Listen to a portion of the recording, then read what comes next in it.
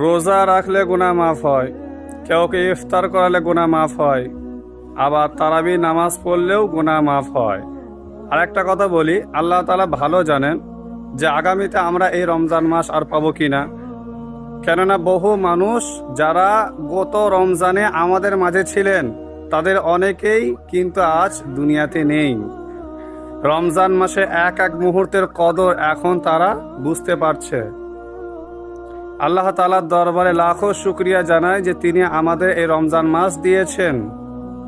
এরকম মুবারক ও ক্ষমার মাস পেয়েও যদি আমরা ইবাদত, উপাসনা ও তওবা ইস্তেগফার করে আল্লাহর কাছ থেকে নিজেদের গুনাহ মাফ করিয়ে নিতে না পারি, তবে এর থেকে দুঃখের বিষয় আর কি হতে পারে।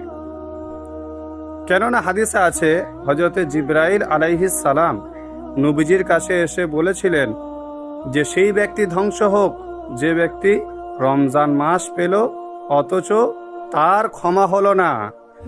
এ কথা শুনে নবীজি বলেছিলেন আমিন।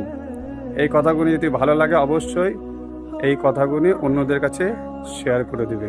জাযাকাল্লাহু খাইরান।